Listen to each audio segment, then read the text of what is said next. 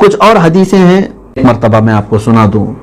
اللہ کے حبیب صلی اللہ تعالیٰ علیہ وسلم نے یہ بھی ارشاد فرمایا، اذا کانت امراؤکم خیارکم و اغنیاؤکم سمحاؤکم و امورکم شورا بینکم فالظہر۔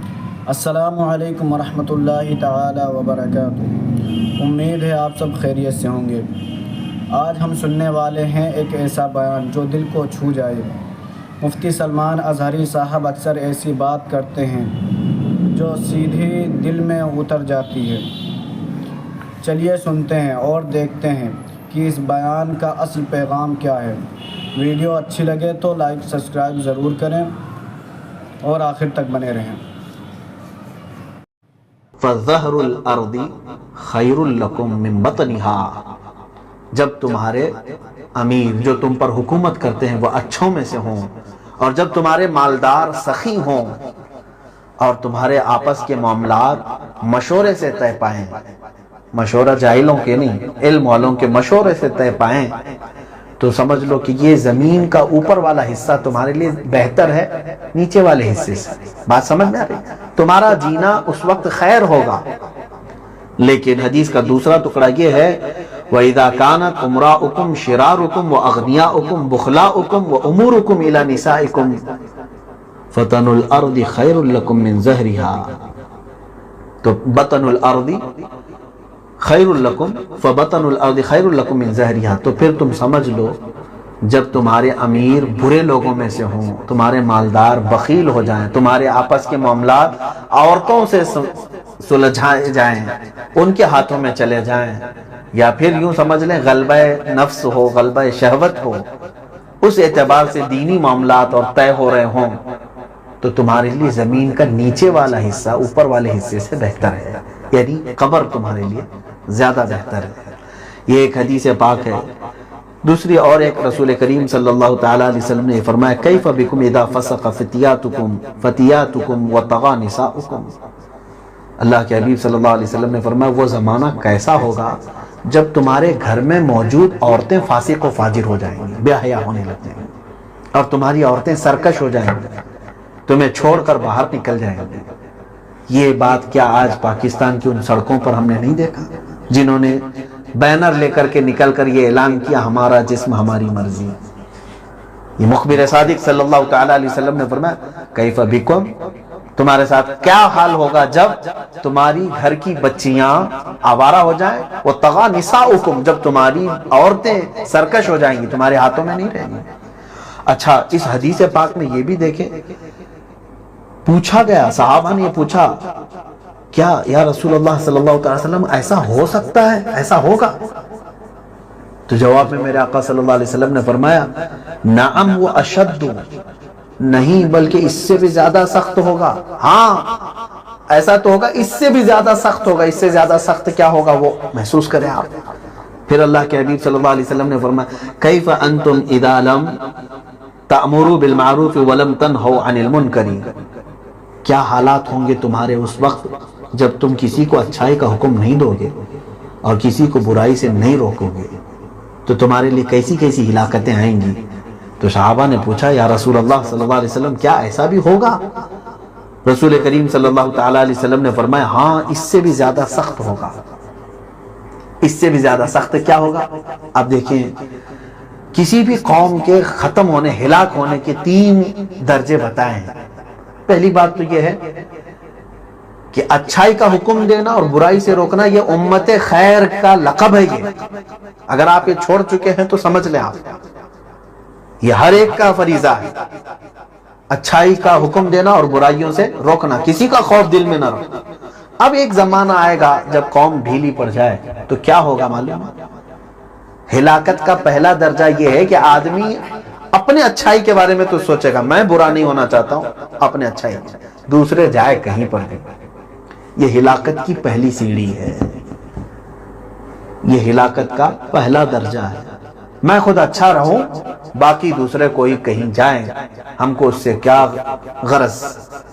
کیونکہ امت خیر اس لیے نہیں ہے کہ تم خود اچھے بن کر دوسروں کو ایسے ہی چھوڑ دو آوارہ۔ اب انہوں نے چھوڑ دیا پہلی چیز۔ دوسرا سنیں، دوسرا درجہ کیا ہے؟ قوم کی ہلاکت کا۔ اللہ اکبر۔ فرمایا گیا کہ یہ ہلاکت کا بیج ہے۔ دوسرا یہ ہے کہ خود نیک راہ پر چلتے ہیں اور نہ دوسروں کو چلنے دیتے ہیں۔ یہ دوسرا ہے، یعنی اب خود بھی اچھا نہیں بننا چاہ رہا ہے اور دوسرے کو بھی چلنے نہیں دے رہا ہے۔ مجھے نماز نہیں جانا ہے تو دوسرے کو کیوں جانے دوں؟ معاذ اللہ رب العالمین۔ اگر یہ درجہ آیا ہے تو یہ قوم کی ہلاکت، یوں سمجھ لیں بیج ان لوگوں نے بویا تھا جو خود اچھے بن کر کے دوسروں کو اچھا بننے کی ترغیب بھی نہیں دے رہے تھے۔ اب دوسرا درجہ یہ آیا کہ خود بھی اچھے نہیں ہیں اور دوسروں کو اچھے بننے کے لیے دیا بھی نہیں جا رہا ہے۔ یہ دوسرا درجہ ہے، یوں سمجھ لیں بیج کے پھل پودے اگ گئے۔ تیسرا درجہ کیا ہے جو آخری ہے قوم کی ہلاکت کا؟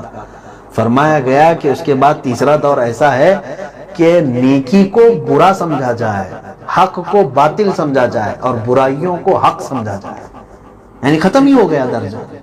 یہ سمجھ لیں یہ عذاب الہی کا آخری درجہ ہے اس کا۔ تو اگر تم امر بالمعروف اور نہی عن المنکر چھوڑ دیے ہو تو آج ہو سکتا ہے کہ آپ نے بیج بو دیا ہے۔ ہر کوئی یہی سوچ رہا ہے کہ میں کیا ذمہ دار ہوں سب کا؟ نہیں میرے عزیزوں، بولنا تمہارا کام ہے۔ انبیاء اکرام علیہ السلام نے 950 سال تک انہوں نے جب قوم کو ہدایت کی طرف بلایا ہے، یہ نہیں دیکھا کہ کتنے لوگ آ رہے ہیں، کتنے لوگ سدھر رہے ہیں، کتنے لوگ سنور رہے ہیں۔ انہوں نے آخر میں یہی کہا ما علینا الا البلاغ، اور اجر کے بارے میں یہی کہتے تھے ان اجری الا علی رب العالمین، ہمارا اجر ہمارا معاوضہ رب العالمین کے پاس ہے۔ اور رہی بات تبلیغ کی تو ہم پر صرف پہنچانا فرض ہے، عمل کرنا ان کا کام ہے۔ تو پہنچانے کا کام کیوں بند کر دیا آج سب نے؟ دوسرے کو خیر کی دعوت دینا کیوں چھوڑ دیا؟ آج مخصوص چند لوگ ہیں، علماء کے لیے خاص کر دیا گیا ہے، مبلغین کے لیے خاص کر لیا گیا ہے۔ میرے عزیزوں، واز کہنا، تقریر کرنا اگرچہ یہ عالم کی شان ہے، لیکن تم اپنے باتوں میں بھی تو بہت ساری چیزوں کی اصلاح کر سکتے ہو۔ یہ کام کیوں چھوڑ دیا گیا؟ اجتماعی طور پر آج اس سے ہم غافل ہیں، گویا کہ ہلاکت کے 3 درجوں میں سے پہلے درجے پر آج قوم آ چکی اور بیج بو لیا۔ اس کے بعد وہ لوگ آئیں گے جو خود بھی برے ہوں گے اور دوسروں کو برائی پر چلنے کی ترغیب دیں گے اور کبھی اچھائی کی طرف ان کو جانے نہیں دیں گے۔ اور پھر اس کے بعد وہ لوگ آئیں گے جو برائیوں کو نیکی سمجھ لیا کریں گے اور نیکی کو گناہ سمجھ لیں گے۔ معاذ اللہ رب العالمین وہ دور سے اللہ تعالی ہمیں محفوظ رکھے۔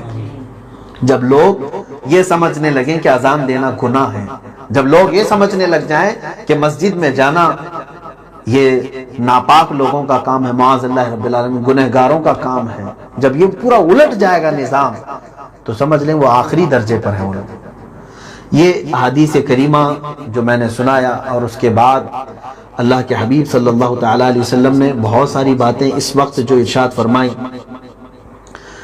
اور ایک اسی میں حدیث پاک میں ہے حضرت ابو حذیفہ رضی اللہ تعالیٰ عنہ جو سب سے زیادہ ان باتوں کے عالم تھے، حضور اکرم صلی اللہ تعالیٰ علیہ وسلم نے جو فرمایا ہے، رسول کریم صلی اللہ تعالیٰ علیہ وسلم نے یہ فرمایا کہ جب ایسے حالات ہوں تو کیا کیا جائے، تو فرمایا علیکم بالجماعت والامام، فرمایا کہ تم بڑی جماعت اور امام کے ساتھ رہو۔ اگر چھوڑ کر کے تم الگ رہو گے تو پھر تم تفرقہ کی وجہ سے تنہا جہنم میں چلے جاؤ گے۔ یہ وہ دور ہے جب ہمارا اکٹھا ہونا، متحد ہونا، علماء صالحین، علماء اہل سنت و جماعت کے ساتھ ہونا ہر ایک کے لیے آج ضروری ہے، ورنہ تم تنہا رہو گے تو آج حالات ایسے ہیں کہ تمہیں ٹکڑوں میں بانٹ کر کے شیطان ہلاک کر دے گا۔ یہ حدیث پاک ہے، اللہ کے حبیب صلی اللہ تعالیٰ علیہ وسلم نے فرمایا۔ اور کچھ حدیثیں ہیں، بہرحال میں یہاں پر یہ کہتا ہوں کہ حضرت عمرو بن عاص رضی اللہ تعالیٰ عنہ یہ فرماتے تھے کہ قیامت کے قریب جو زمانہ آئے گا اس میں سے ہر فتنہ ایسا آئے گا کہ اس کے بعد ایک فتنہ آئے گا، تو مسلمان یہ کہے گا، پہلے والے فتنے کو بھول جائے گا اور دوسرے کے بارے میں کہے گا یہ اصل فتنہ ہے، پہلے تو کچھ بھی نہیں تھا۔ پھر دوسرا فتنہ گزر جائے گا، پھر تیسرا فتنہ آئے گا، تب وہ کہے گا کہ پہلے کچھ بھی نہیں تھا، یہ اور سخت ہو گیا ہے۔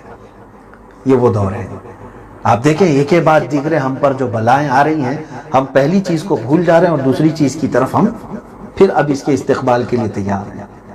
فتنہ آزمائش کو کہا جاتا ہے، یہ سب آزمائشیں ہیں۔ آج جو ہم لوگ آزمائے جا رہے ہیں بیماریوں سے، اس کی جگہ جگہ چرچے، لیکن اس سے پہلے تھوڑے دن پہلے میں سمجھتا ہوں 2 مہینے گزرے ہوں گے جس فتنے کا کثرت سے تذکرہ کہیں کسی سے سنائی دے رہا ہے؟ جہاں کھولو، واٹس ایپ کھولو، کسی کے سٹیٹس دیکھو، سب اسی فتنے۔ کیا ہمارے ہندوستانی ظالمانہ نظام کو لانے کی کوشش کر رہے تھے کچھ حکومت کے کارندے، کسی ایک قوم کو ٹارگٹ کر رہے تھے، یہ تمام باتیں چل رہی تھی، وہ بھی ایک فتنہ تھا، لیکن اس کو بلا دیا گیا۔ ہم بیماری کے فتنے میں اس طرح سے آج ملوث ہیں، اور یہ کہتے ہیں اس سے بڑا تو یہ ہے۔ ہم دیکھنا اس کے بعد قحط سالی کا دور آئے گا، جب بھوک مری ہوگی تب تم کہو گے وہ پہلے کچھ بھی نہیں تھا، یہ اور زیادہ ہے۔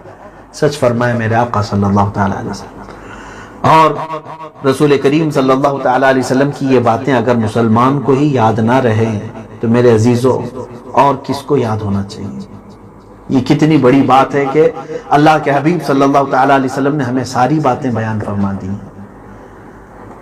پھر انشاءاللہ العزیز دوسری بحث میں اور کچھ باتیں عرض کروں گا۔ آج کے لیے اتنا کافی ہے کہ آپ سب اس بات کی تیاری میں رہیں کہ اب ہر دن آنے والا آپ کے لیے ایک نئی کچھ مصیبت لے کر کے آئے گا، کچھ نیا فتنہ لے کر کے آئے گا، اور نئی خبر آپ کو آئے گی۔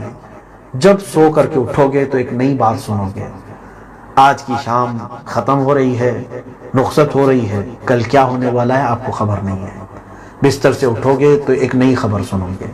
پھر انہی دنوں میں وہ دن بھی آ جائیں گے جب پورے لوگ چیخ پکار کر کے کہیں گے کہ سورج مغرب سے نکل گیا، اب توبہ کا دروازہ ہی بند ہو گیا۔